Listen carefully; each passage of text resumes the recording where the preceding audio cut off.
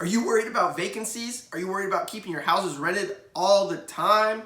I keep my houses rented and my vacancies are minimal, 24 to 48 hours tops between tenants most of the time, almost all the time. So well over 100% occupancy this last year. Big facts. If you've done a mentorship with me or you've taken one of my courses, you've seen a lot of the details on how that happens, especially if you took a course and we talked one-on-one afterwards. You know that these are facts. So what are the 3 biggest things that I do though to keep my properties occupied full time? Here it is. Check it out. So please, if this is beneficial at all, please give me a subscribe, give this video a like, so that way it'll help me out a ton and I can keep helping you out. And most importantly, you can provide great value to your tenants and so they can have a place to enjoy and call home. So please give it a like, subscribe, comment down below. Enjoy. Probably the simplest way to keep your vacancies occupied and to avoid vacancies is to make sure people know that you have houses to rent. I mean, this is so basic, but so many people don't do it. How many people are just not letting anyone know that they're a landlord and treating their house like a commodity? I mean, stupid stuff like shirts like this, like we rent, right? It's fun, but letting people know that you have houses for rent. Also, publishing on social media, putting on Facebook or YouTube. Even if you don't want to start a new social media platform, the social media platforms that you already use, every once in a while, publish out there, hey, we've got an upcoming vacancy in 6 months, even if it's not, near. Or, hey, super happy to collect rent this month. Or, man, we had a big expense on one of my houses that I had to fix for a tenant. Put it out there that you have a house available to rent. Otherwise, your house is just a commodity when it comes available. And so you're going to have to wait on turnover times, wait on standard vacancy times. Whereas if you communicate that you have houses for rent, then people aren't going to want to rent just because it's a house. They want to rent from you because they know you and they trust you, and so they want to rent your house. And that is when the commodity becomes branded, even if it's in a very simple, not complex way. So you need to brand, so to speak, that commodity by letting people know that you have houses for rent. Even if they're not available right now, you need to be pushing that out there. I think that's one of the #1 ways that I'm able to fill my vacancies so quickly, is that I am so aggressive with pushing the message that I have houses for rent, please. And so every time I actually publish one, usually there's a slew of messages back in my various inboxes that I can go back and be like, hey, you were asking a couple months ago about house for rent, here it is.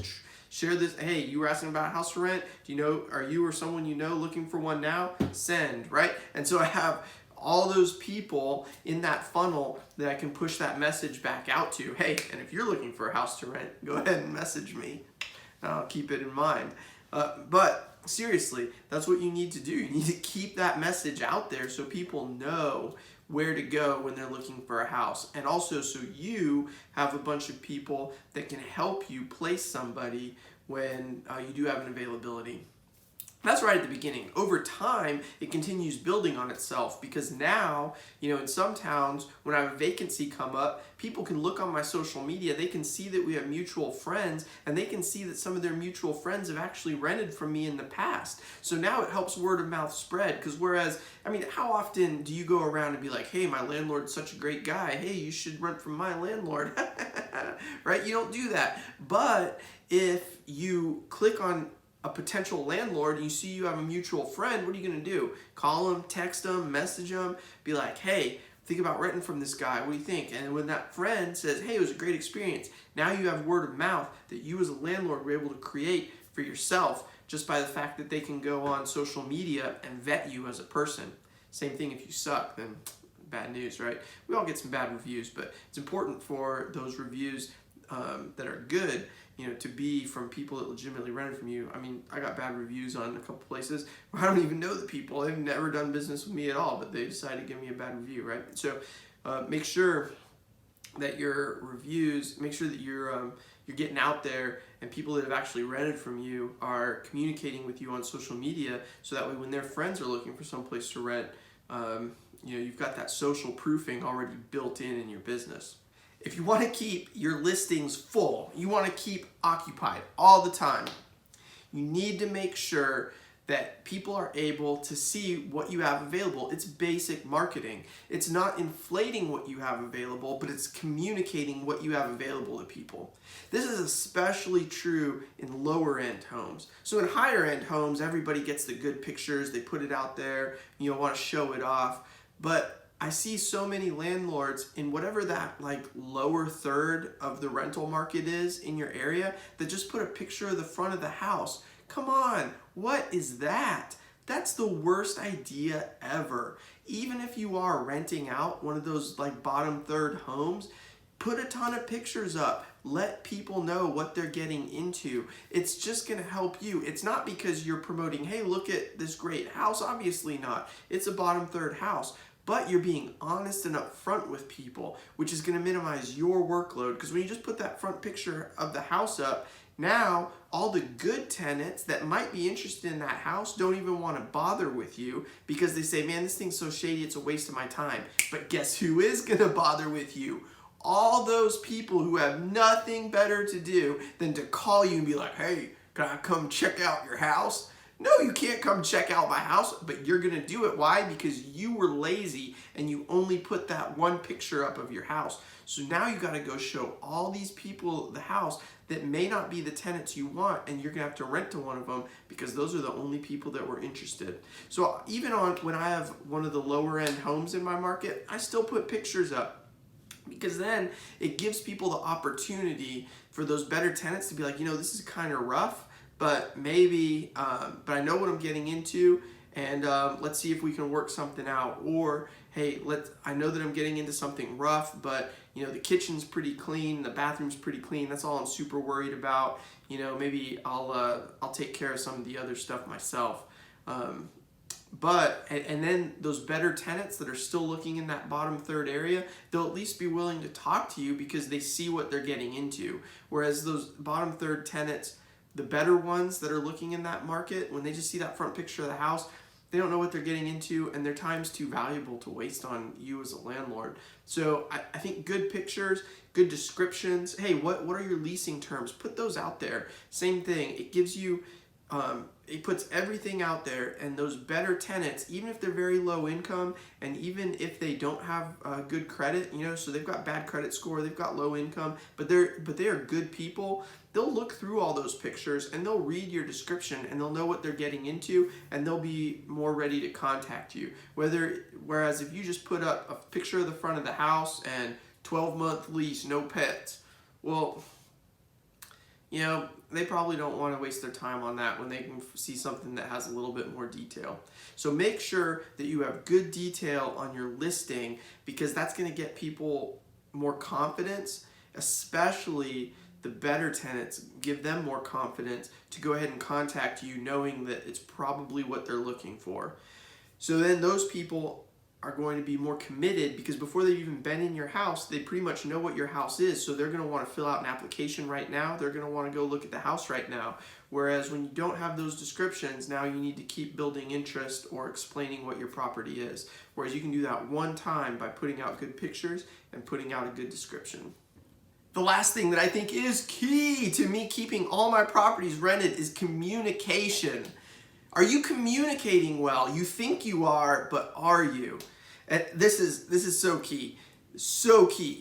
So one of the things that Grant Cardone even says is that you need to respond within a minute. That's crazy. That's really hard. But your closing rates go way up. So, and I've seen this to be true in my own life. So you know that people are interested in you. You know that people are interested in your property because you've done those things that we already talked about in the last 2 chapters. But now you got to communicate with them. So as soon as people are now hitting your Zillow ad, they're hitting your Facebook Marketplace ad, they're hitting your Craigslist ad, they're hitting you personally on social media with messages, are you getting back with them? All right, so this is key. As soon as people hit me with messages, I make sure when I've got a house up for rent that I am ready, or my property manager is ready to respond to those people. I want to make sure someone hits us with a message, boom, right back. They've got a reply, and they've got a well thought out reply. It's not some automated thing that's just spamming them. We want to keep that communication high. We want to keep that engagement, because so far we've just built interest. We've got them.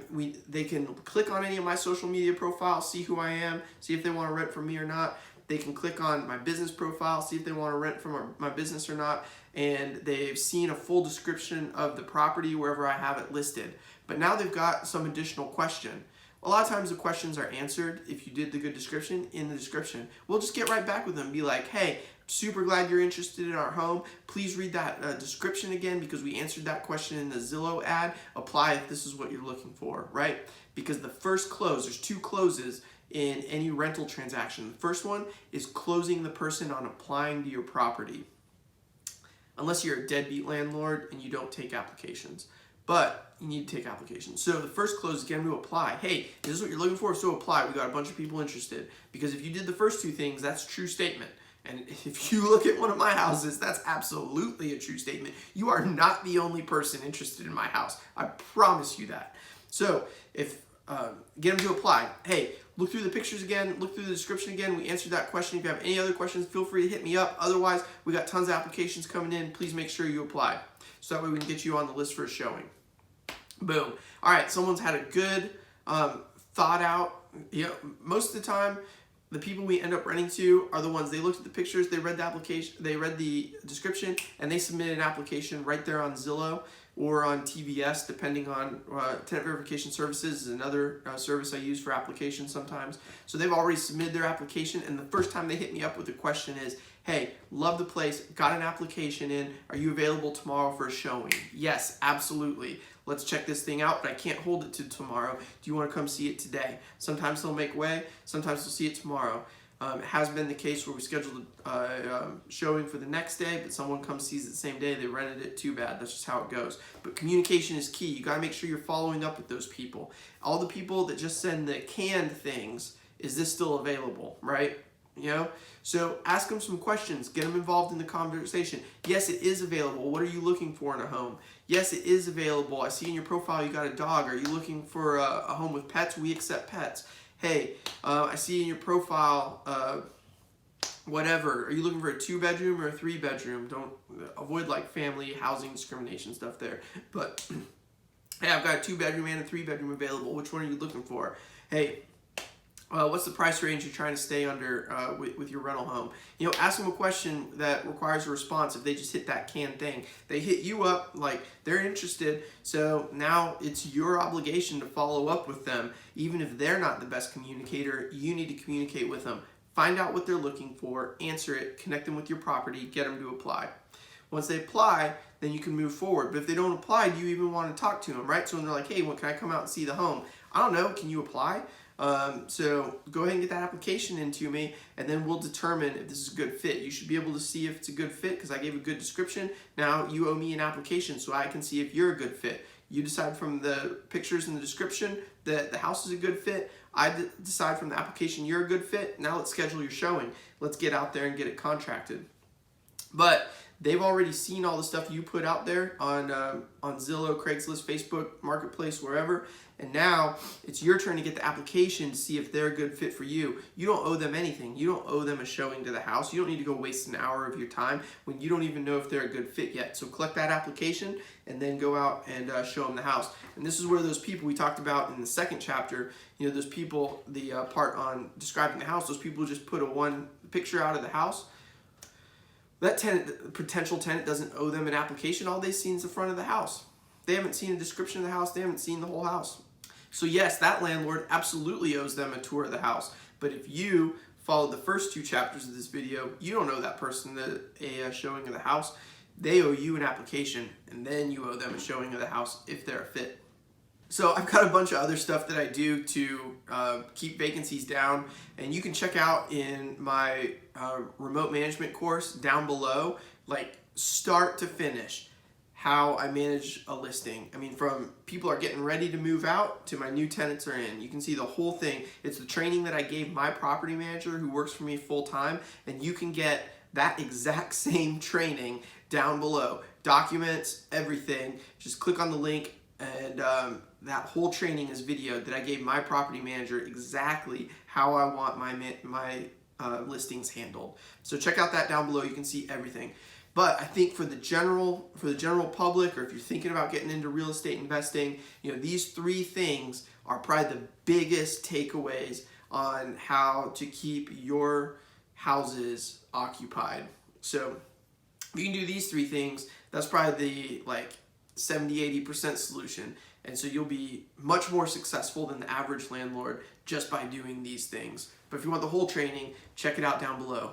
If you want some cool landlord merch to let people know that you have houses for rent, I'll put that link down below too, so you can pick up some We Rent hoodies or shirts or whatever, and get those for when you're strolling around the town where your rentals are in, so people know there are houses for rent here and I need to talk to that guy. All right, so with that being said, hope everyone has a great 2021 and a prosperous new year. Peace.